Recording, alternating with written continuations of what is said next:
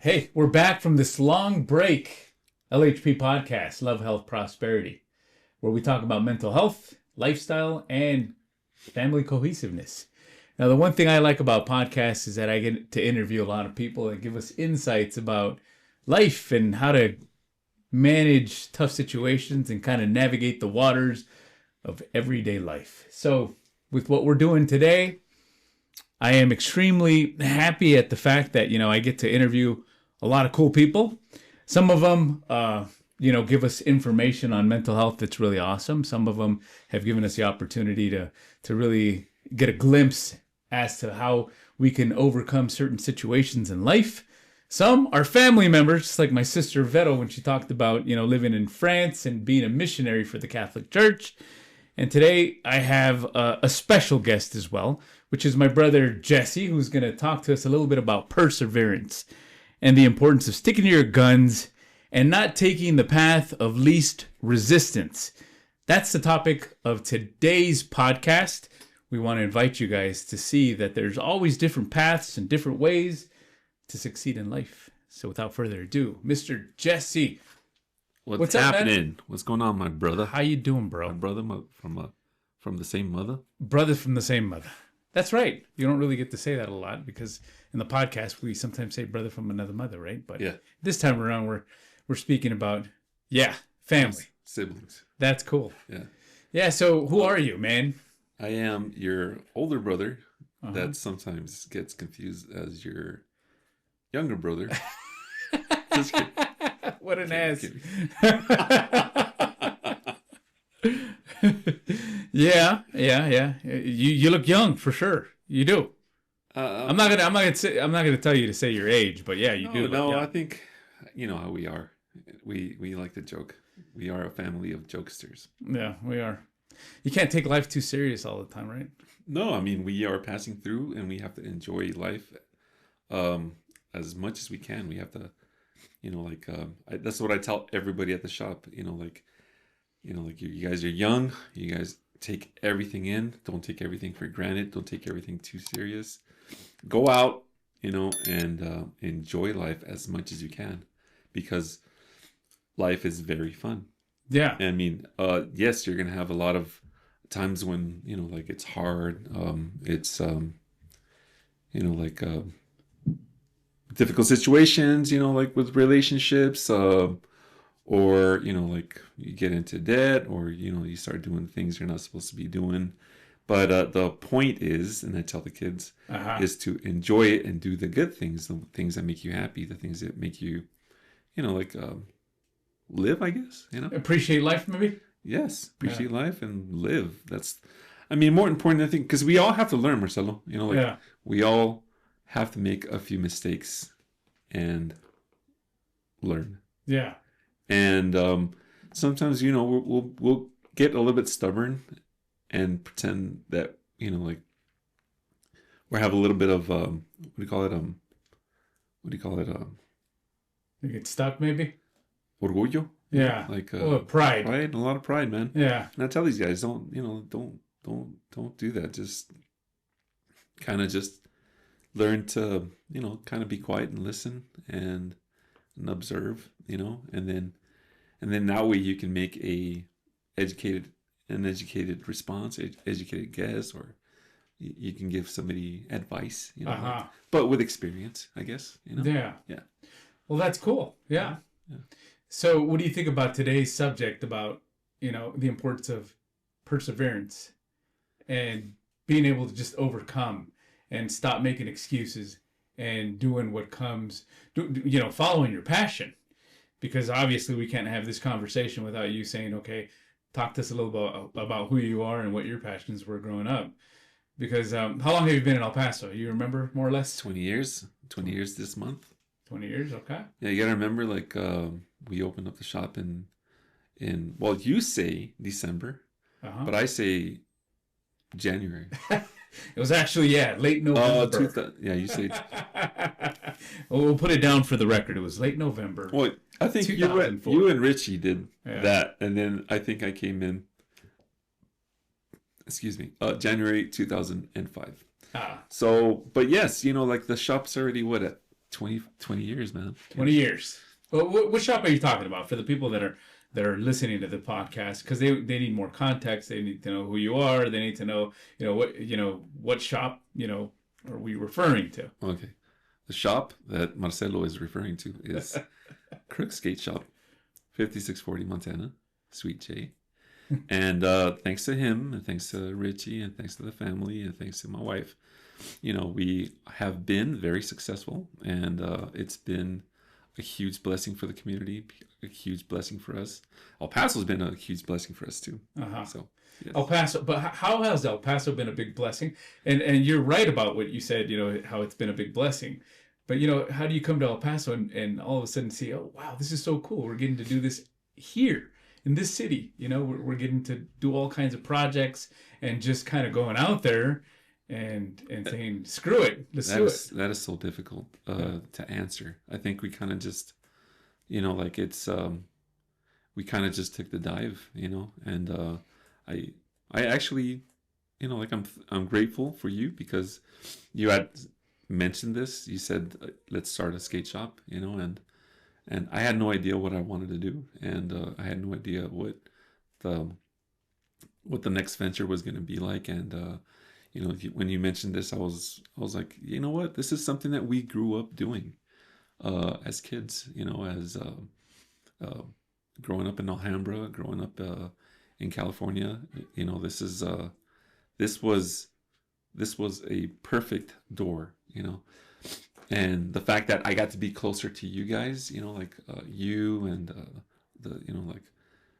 all the younger brothers, the older brothers, my parents, my sisters. I think it was something that was needed to be done. Mm-hmm. So I don't know if you know what I mean. Yeah, no, definitely. Yeah, for sure. Yeah. But what was your upbringing like? If you can kind of refresh in my memory, how was it like at Alhambra High and the scene out there and how you got into this whole culture? Because technically, if I'm skateboarding, it was because of the influence that I had my older brothers, which were you and Fernie, and the essence and the style and the things that you guys were doing, obviously had a big impact on me. That's the reason why I decided to do it. But how did you get into it? I think Uncle Rich, rest in peace, had a skateboard in his what do you call it, Garage? not the garage, but he had it in his what's that thing called, the attic? No, the basement. The basement. The basement on Margarita. Yeah. Margarita and I think Marengo, one of those streets. And I pulled that board out, and we opened up they had that basement on the outside. It was a house on top. Tia Nena and Uncle Rich were on the top. Michelle wasn't born yet. Yeah. Or maybe she was born. No, she wasn't born yet. And then downstairs they had that basement, and I pulled that board out and had metal wheels on it. Uh-huh. So metal wheels. Uncle Rich had a skateboard that was made back in the, I'm going to say like the 50s, 60s, Yeah. And so it was like a banana board type of thing? It was more like just a plank. Yeah. With roller skate wheels. Uh-huh. And then it started rolling down on Margarita. And then the whole thing fell apart after a few days of skating, because I wanted to skate more, Yeah. And then after that, Dad took us to, I think by then, Michelle was already born, and I think you were my mom was pregnant with you. It's got to be around 77, 78. Yeah. Sorry if I'm saying the years. Yeah. And then after that, they took us to Two Guys, and then then Dad bought me that yellow skateboard, and I skated all over Alhambra. But by then, for Margarita, we had moved up to Alhambra Road. Well, they had moved to Alhambra Road. Alhambra Road and Margarita. And then after that, what happened? We were in Paramount, and then Paramount had that skate park, so we would sneak into the skate park. Okay. And then the guy would kick us out because we needed to be members. And then we had Sure Grip down the street. Fernie used to jump the fence and take the wheels, but it was like the wheels that were blemished, that had little bubbles on it, and so that was our wheels. So we're talking about like late 70s, early 80s, and our school was right across the street from Paramount High School. So yeah, so we had that board, and I skated a lot, and this was the origins of growing up in Cali. But, the origins, yes. Yeah.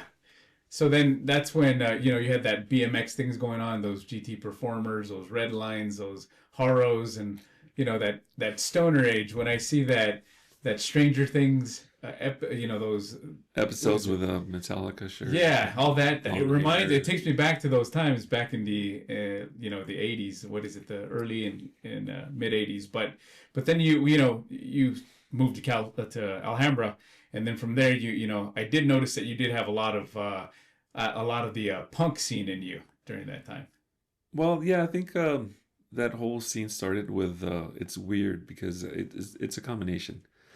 Uncle Tony liked punk rock, so he kind of got us into that. He kind of got me into that. Mm-hmm. And then after Uncle Tony, some friends from Lerdo, mm-hmm. and then obviously the kids in middle school, mm-hmm.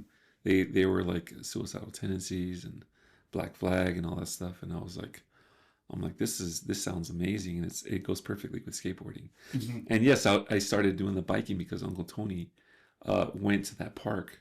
Sorry, across the street from that skate park was a bike shop, and he got me that Haro. Mm-hmm. And then in Lerdo, in Durango, mm-hmm. I was riding that bike every day with all those guys, and we had this little bike gang, but I also had a skate gang, mm-hmm. believe it or not.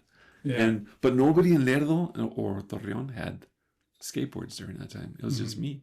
So I was the only one. I was like olling on the little ledges and stuff like that, and mm-hmm. and trying to board slide, and just doing all the stuff that was kind of like a pre to the skate scene in the mid 80s. Because we're talking about maybe 82, 83, 84. And you were what, maybe 6, 7, 8? Oh yeah, I wasn't even on my board yet. Yeah, because I didn't start until 86. But yeah, those were major things that I saw that played an influence on the direction that we're taking regarding lifestyle, regarding this whole thing that we're doing right now. Mm-hmm. So when you were going to school, what were the things that you wanted to do? What were some of the ideas that were jumping around in your head as far as seeing into the future and what you wanted to do? What were some of your aspirations? Well, I think mainly like playing in a band. I really wanted to play in a band because you gotta remember, Dad used to work at at a what do you call it, at a warehouse for Kiss. Yeah, and it was a Kiss fan club. He ran the Kiss fan club. So I always wanted to be like some type of musician. And I guess I never got to. I mean, I did get to that point because I had that little punk band, if you remember. Yeah, I remember really well. But the day you remember me playing was the day, and all those guys that were in the band were I actually skated with. We used to go skate mm-hmm. during the week, and we'd look for pools, and we'd go skate during the. We'd find those hidden spots. You came along with us a few times, but most mm-hmm. of the times we were on the other side of town looking for spots. And then I had other friends that had that had the ramp, like in the Bones Brigade video. Mm-hmm. That's Phil, and then and all those guys were part of that punk scene, that mm-hmm. metal scene, and that's what I wanted to be. I was thinking I wanted to be like a musician, but I guess it never worked out. Yeah. Why do you think you grew such a passion for music and for skateboarding? Well, I'm gonna go with music first because my dad, when he was raising us, he would play a lot of what he listened to as a hippie. So he would play The Doors. So he's an authentic hippie then. Yeah, Pink Floyd. Uncle Richard was they kind of just would just trade off in music and like the Beatles, the Rolling Stones, and it's just a combination, man. It was awesome. It was a combination of a lot of things, like a lot of music. But so yeah, it was a combination of that classic rock and then Uncle Tony, Charlie, Uncle Tony's best friend, and Uncle Chava. All those guys had those great albums, and I would love going through the records and playing the records, and then listening to the music videos, and then I got to taste my own, like um, get my own style in music, Mm-hmm. and like whatever they got me into, like if you can say that, like Aerosmith, or you can say um, what was big. Motley Crue, I remember that. Well, Motley Crue was like our thing, because that was like it wasn't their thing anymore. Yeah, it was our thing. Okay, that was the first rock. But they were like Deep Purple. They were listening to like some speed, like some speed metal. But it was like for the '70s, the Scorpions and all that stuff. And then they got us into. Then I got into like with the guys from Torreon, like Accept and a bunch of crazy bands. Like Rat. Rat, but that's what that was their gang. It was called the Rat. Oh yeah, it was really cool. But yeah, I think that was. I think at the late '70s I was listening to my uncle's music, and in the early '80s I was listening to my music, and I was getting to listen to some things that I liked, and it was mainly underground stuff that my friends would, like let me listen to.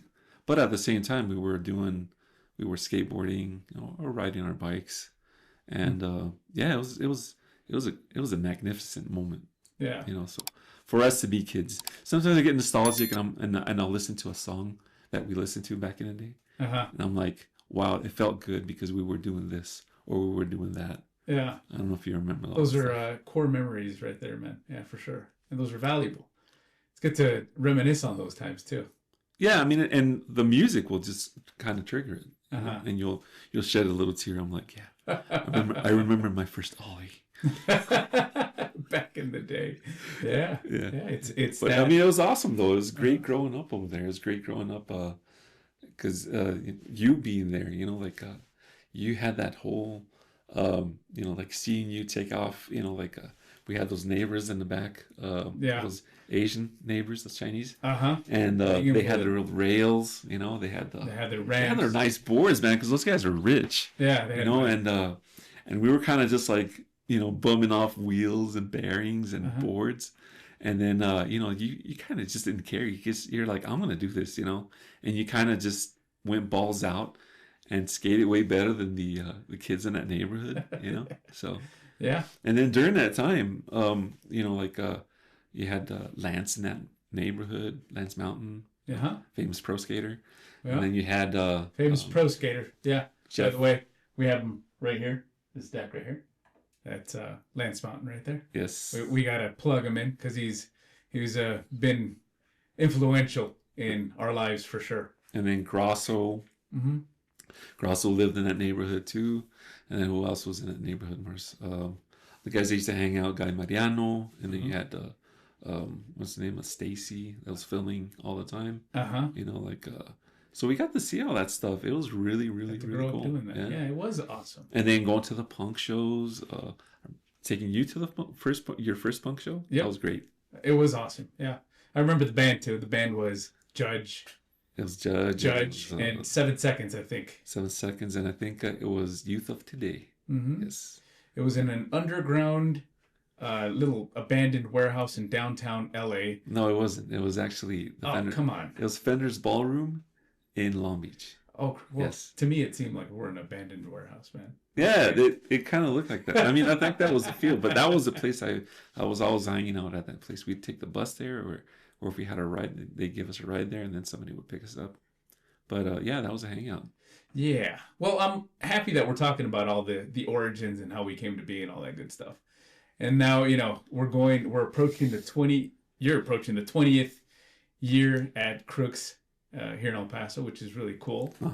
And but has it always been easy? Was it just putting up a skate shop and that's it? No business is ever easy. There you go. Successful. No business is ever Did you ever have your doubts?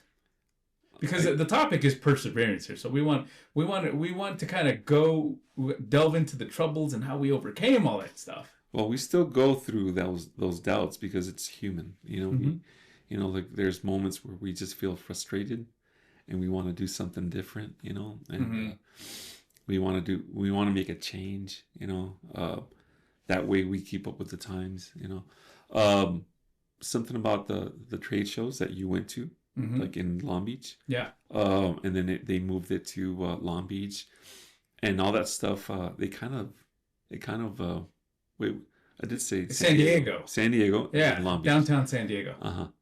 They all that kind of just like went away. It disappeared. But that really helped a lot of the shops that were a lot of the clothing or the lifestyle in throughout the nation, because if it started in California, then everybody wanted to be it. So then after that we so then after that, okay, it's the beer, man. It's the beer. yeah. So then after that, we got to meet like the pros, a bunch of pro skaters that bunch of pros watched videos of, and then we got to see we got to party with a few of them, hang out with a few of them. I mean, there's so many stories I can tell you, man. And it's like I wish I can just sum it all up, but the thing is, like, we're mentioning like how it felt like like going to those trade shows would help us, because whatever fashion was going on in the skate videos, first of all, but you gotta remember, the skate videos were filmed 1 month, 2 months, 6 months in advance. So all the clothing and all the looks and all that skate style was already 6 months behind. In El Paso or like, what do you want to say, Oklahoma or Chicago, because like, unless the pro was taking it there, then like they would get that new style, So the trade shows would show us all the brand new clothing, but how they were dressing at that moment, and we were kind of just like, oh my God, that looks really cool. I'm gonna take that to back to El Paso. Cool. Yeah. I remember that. Yeah. So when talk about the early days of the shop, what were some of the challenges that you faced when trying to make this project work?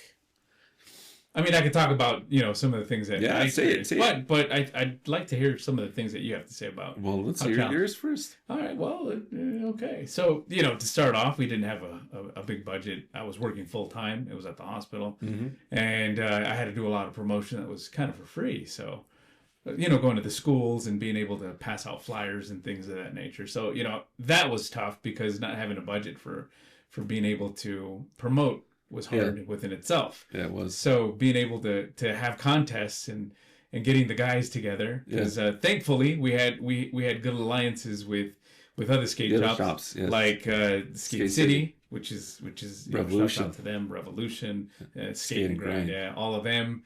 They were a part of an association, a coalition.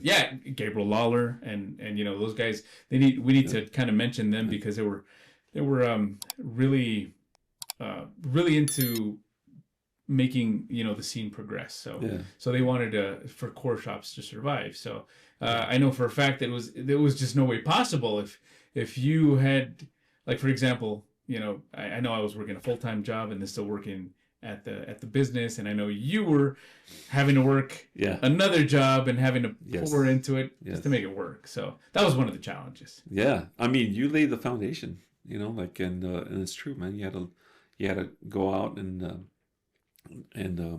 get publicity, meet the kids at the park. I kind of went through the same, and like, it was hard for me, man, because like, I wanted like, I had no idea what to do. You had no idea what to do. And these are just things that we kind of just like, we didn't learn. We just had we didn't know this, but we had to learn it, right? It was really cool. But with business, it's it's a baby, and it's heartaches, but then again, you see the accomplishments, and then you feel so good about the accomplishments, so and then again, like, having something, like, small, and then doubling it, tripling it, quadrupling it, all that stuff. That was all so cool. I mean,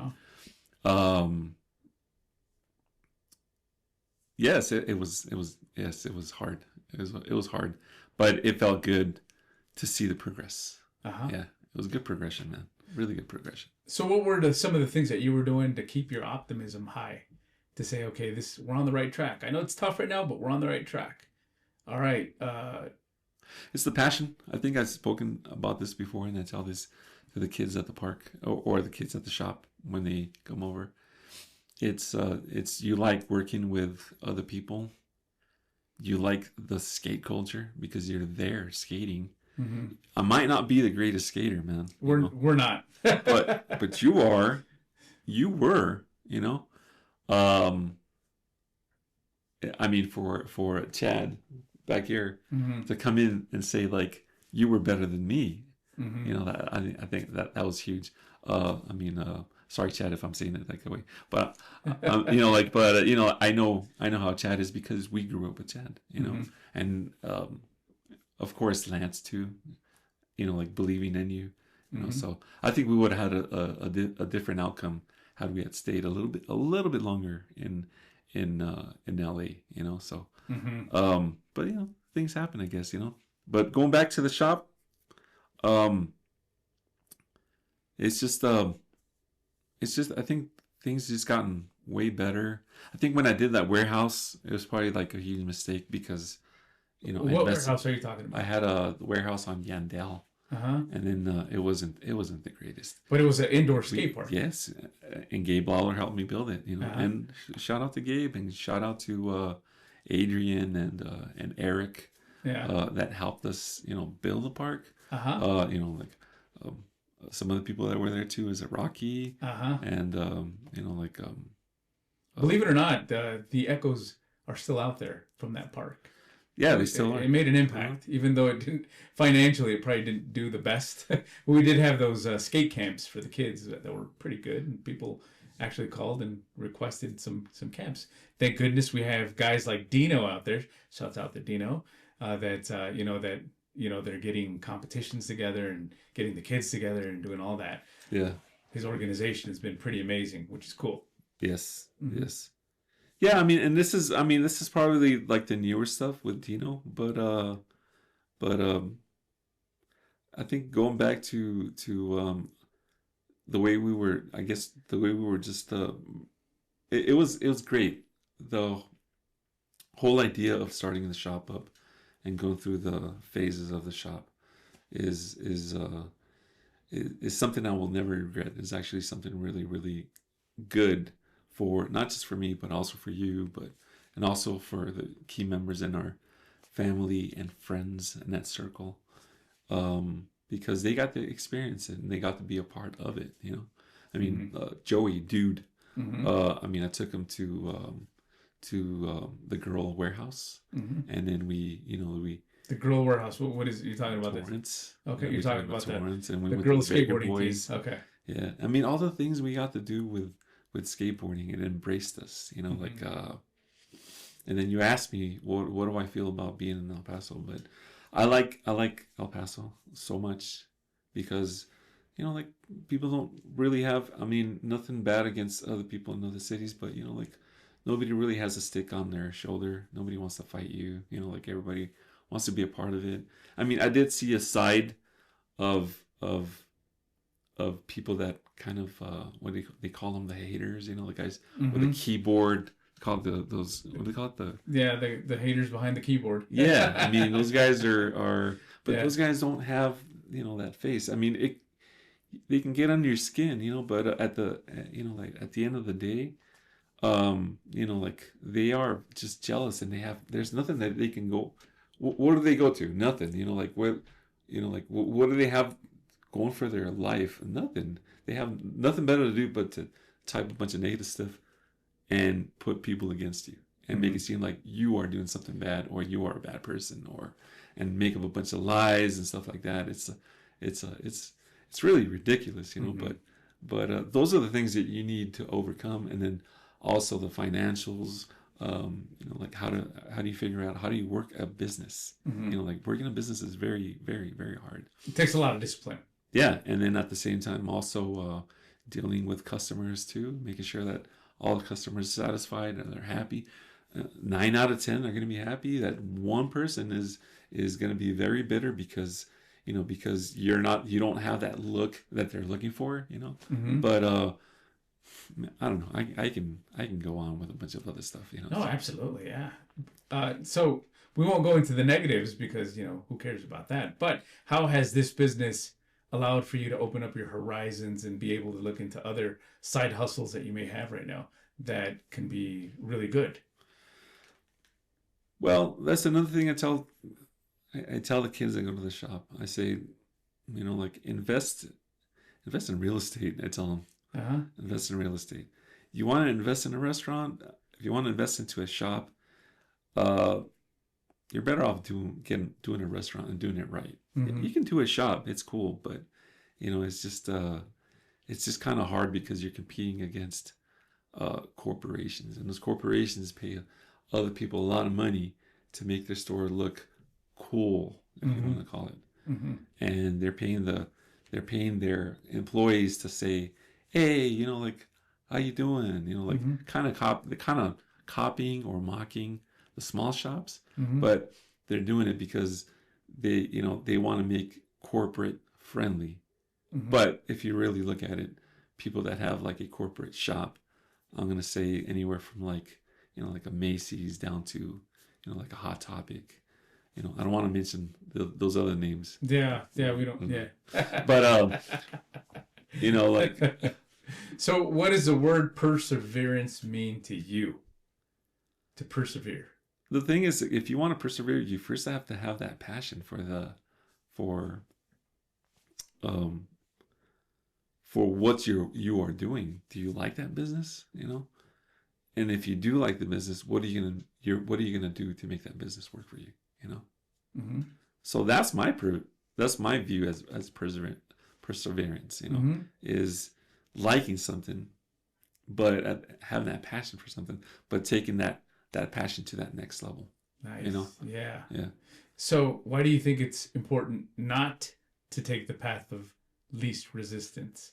Why do you think it's important to kind of, hey, if the struggle is going to be real, let it be real. How's that going to benefit somebody? Well, I think, what I'm kind of trying to understand, what I'm kind of understanding is that you're really saying is like, why not just give up, if things go bad,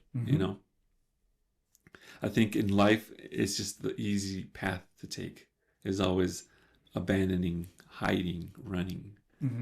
You got to go face on with everything. You got to face those demons. You got to face those bad people. You got to face your fears. You got to face your discomforts, so all that stuff. Nice. Awesome. Yeah. I mean, you had Willie here, and Willie tells you about what it's, how, with Willie. The rest of the sushi plug. Yeah. Shouts out to Willie. Yeah. My man. Yeah, he gave us a really inspiring story, man. So I need to acknowledge him for sure. Yeah, totally good person. But he'll tell you like what he went through, to make it work. Like he puts it and still till today he puts in, his heart when he makes you that that miso soup with that Day One song roll. Amazing. So, that's the way it goes with us, and.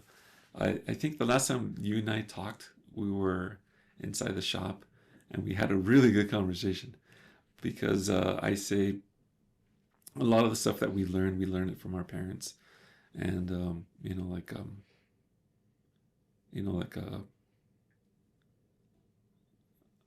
don't know if you can help me with this, yeah, throw it out there, man. No, it's just yeah, the values. Yeah, the values and all that stuff. It's the struggles, it wasn't easy. So they taught us how to be humble, Yeah. They taught us how to make something from, something that's really small, make it work better, I guess. Never to take anything for granted, for sure. Yeah. Yeah, that's cool. And then like all the friends that came along, I mean, it's like that that helped us along the way. All the guys that were on the skate team, all the guys from the Juarez kids that were on the skate team, they helped us. They helped us make that shop, what shop it was, made us the shop, you know. So, and then all the, you know, like different skateboarders that we had along the way, and they kind of just guided us, you know, and you know, like you know, Jaime Favela, one of the OG cat, that opened up the doors for us so we can take Steve Caballero to his, you know, and the girl team and the flip team, yeah. Jeff Raleigh. Team, yes, it was Appleyard, you know, all those guys. Yeah. Paul Zimmerman that did a lot for the parks too. It's like, I mean, we've had that not. It doesn't necessarily mean we have to agree with all the stuff that they do, but I think that's what skateboarders are about. Is, you know, they kind of rebellious, and then, but you know, like we are all family, I guess, you know. So we be at the park and we have that, you know, like, oh yeah, there's community. Yeah, everywhere you go. Yeah, it's a huge community, man. And those guys, like I said, it's like all those kids that used to ride for us, and all the kids that we used to go skate with, that we still skate with. You know, we're not so much kids anymore.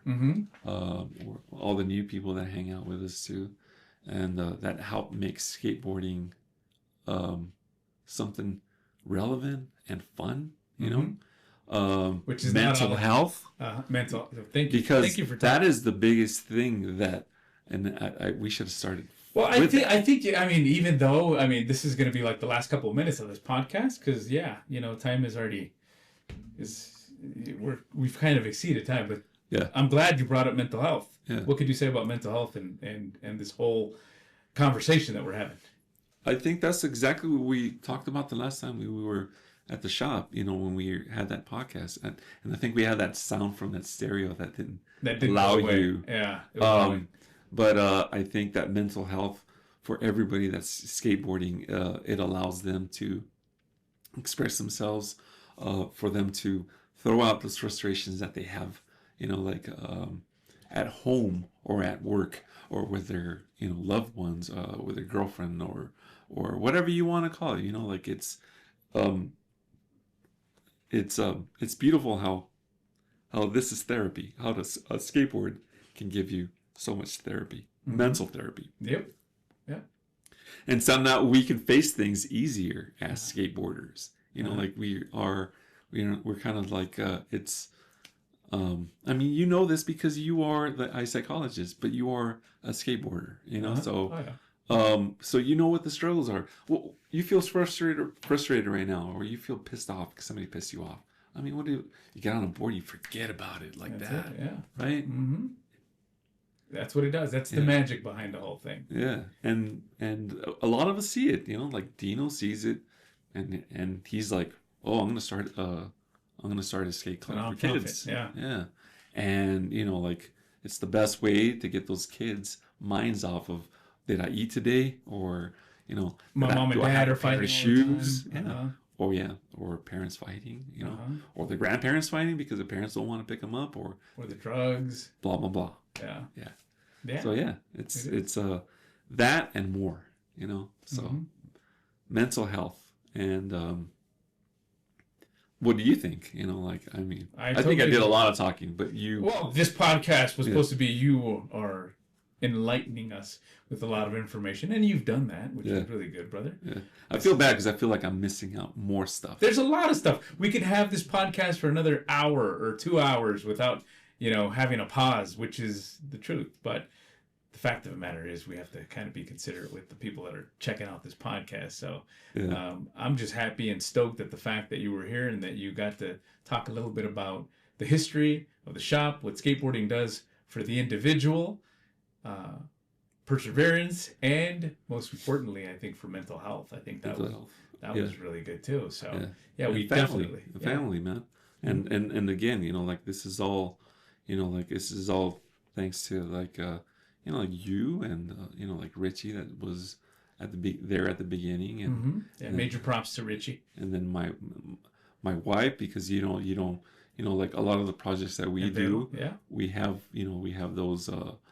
We think we can do it on our own, but we always need that extra that she runs a Crooks East, 1791, North Saragossa.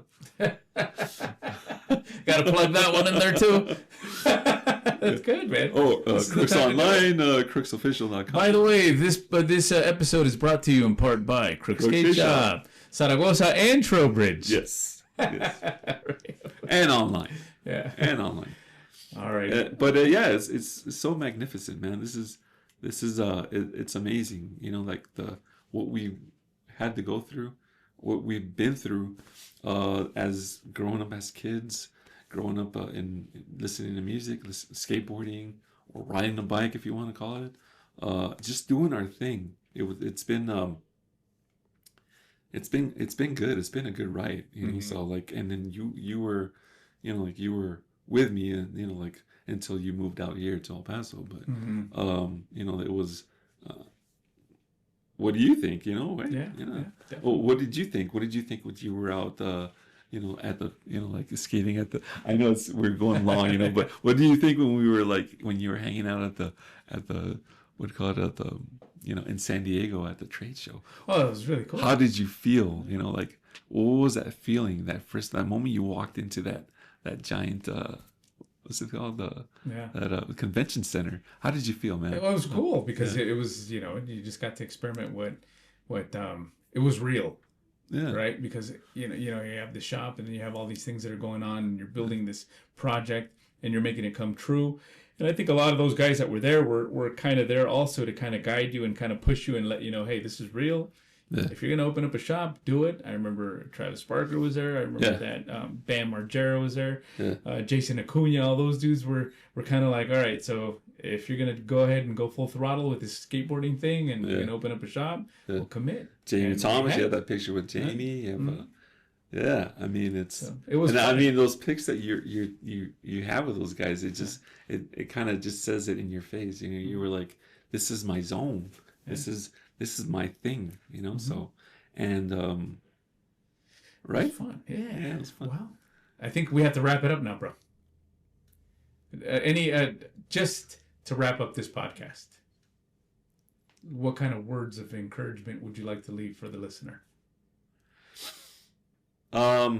Again, exactly what I tell the kids: enjoy life and do everything that you can do. Not the bad things, though. Just do the good things. Things that make you happy. Things that are going to benefit you and the people that are around you. You know, do all that stuff. And do it with a passion, and do it with a heart, with a full heart, you know, and do it with, you know, with God with you, you know, like, I could say a bunch of other things now, but yeah. Well, you said a mouthful, you know, that last sentence was boom, boom, right there, man. yeah. And thanks for the beer. Hey, no problem, man. You got it. All right, cool. Well, for those watching, we want to thank you guys. It was a podcast that was a little longer, but hopefully well worth your time. We appreciate your support. This is our first podcast of 2025, and we're looking forward to doing many more that you guys can benefit from and you guys can enjoy. Thank you guys, and see you next week.